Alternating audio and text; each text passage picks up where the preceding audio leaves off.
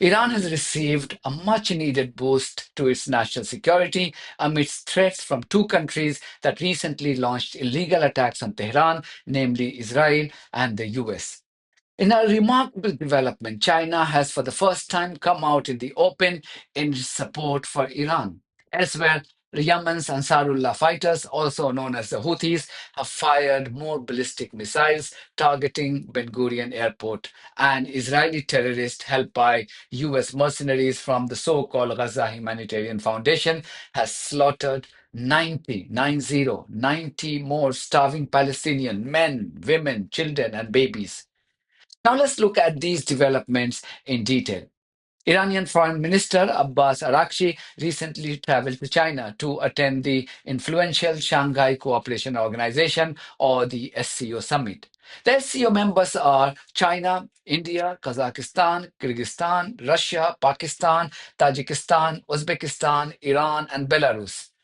This was a first major platform that Araghchi appeared on since facing a 12-day aggression from Israel and the US.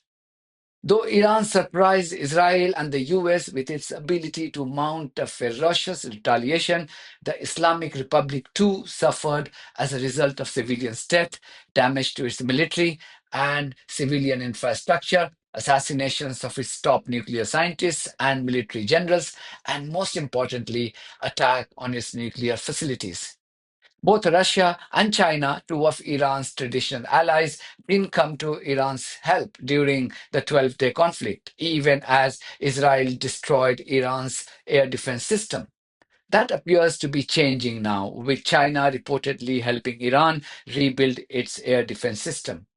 It's in this context that Chinese Foreign Minister Wang Yi's statement becomes hugely important. Wang Yi, who is also a member of the powerful political bureau of the Communist Party of China Central Committee, said that his country will, and I quote, support Iran in safeguarding in national sovereignty and dignity, resisting power politics and bullying, defending its legitimate rights and interests. End quote. Wang Yi also said that as a comprehensive strategic partner, China is willing to work with Iran to deepen mutual trust, strengthen cooperation, expand exchanges, and promote the steady and long term development of China Iran relations.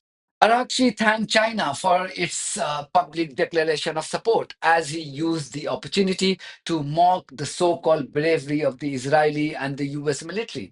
He told Chinese TV network CGTN that Israelis and the US had begged for an unconditional ceasefire after Iran pounded Israeli cities with a barrage of ballistic and hypersonic missiles, causing large-scale destruction. He, however, made another profound point. He said that Iran was aware of the unreliability of Israel and therefore was taking the ongoing ceasefire with plenty of caution. In other words, he said that Iran was not trusting Israel at all. It is not a conflict. It is an act of aggression by Israel against Iran, unprovoked aggression against the Islamic Republic of Iran. We had no way but to exercise our right of self-defense. So we defended our country. We defended its in a very courageous way, and we forced the aggressors to stop their aggression and ask for an unconditional ceasefire, which was accepted by us. The ceasefire is, of course, fragile. The reason is obvious. I think there is no ceasefire made by Israeli regime, and that regime has a very bad record on that. We are very careful. We are fully prepared if the ceasefire is broken, but this is not our wish. That was not our wish from the beginning. We didn't want this war, but we were prepared for that. We don't want this war to continue, but again, we are fully prepared for that. Araghchi also highlighted how both Israel and the US had brazenly violated international law by attacking Iran's nuclear facilities, and this would remain a major stumbling block in the resumption of any diplomatic talks on Tehran's nuclear program. I have to say that we are very grateful to the SCO's secretariat and each and every member states who condemned the act of aggression by Israeli regime and the United States against the Islamic Republic of Iran, particularly against the nuclear facilities of Iran. As you know, attacking the act of aggression is by itself a violation of international law against the Charter of the United Nations.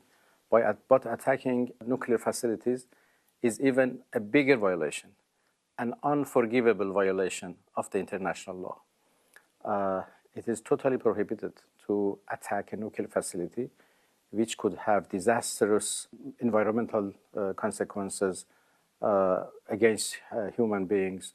So, as I said, we are grateful for SCO member states who condemned that, particularly China. I think it had a very strong position in support and solidarity with the Islamic Republic of Iran to express their condolences for the people who lost their lives, women and children included.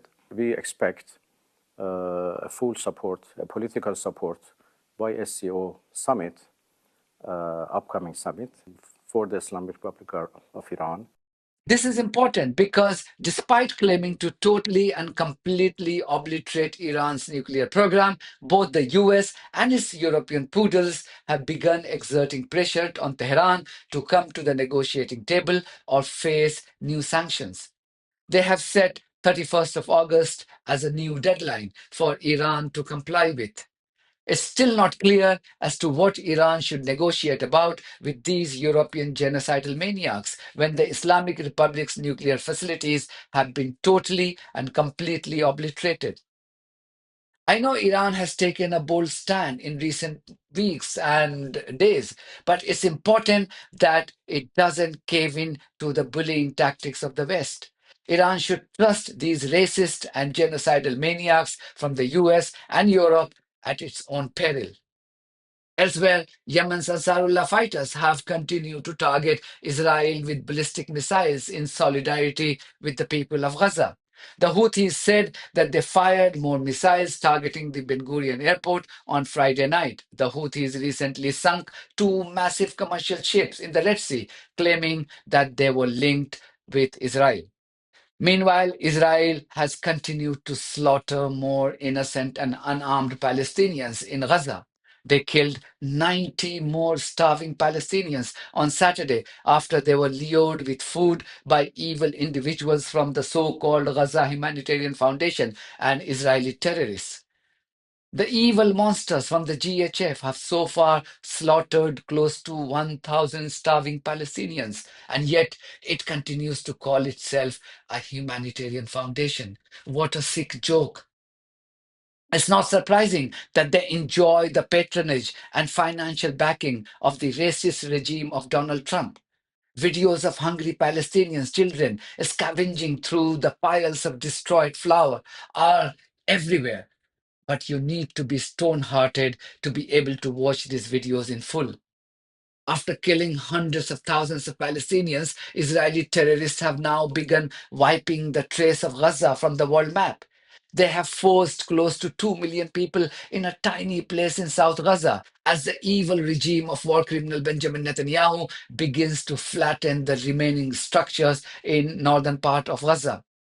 A settler colony built on the stolen land of Palestinians has been committing the biggest Holocaust since the Second World War for nearly 2 years now, and this has not shaken the collective conscience of the global institutions.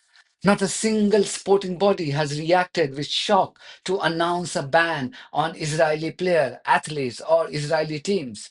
They had moved with lightning speed against Russia when their crimes were nowhere close to what Israelis have been committing and live streaming their barbarism on our mobile devices. FIFA, International Olympics Committee, and all other sporting bodies have amply demonstrated that they don't care about Israeli war crimes because victims are non-white. Their bigotry doesn't allow them to punish a rogue state called Israel. After all, Israel has been doing the dirty work of the West. So clearly, this is what all of them, including the people running these sporting bodies, would have wanted to do it themselves, but are now enjoying the sight of this barbarism when they're being committed by Israel. That's the sad reality of the disgusting West. The Gaza genocide has also established that the West was anything but civilized.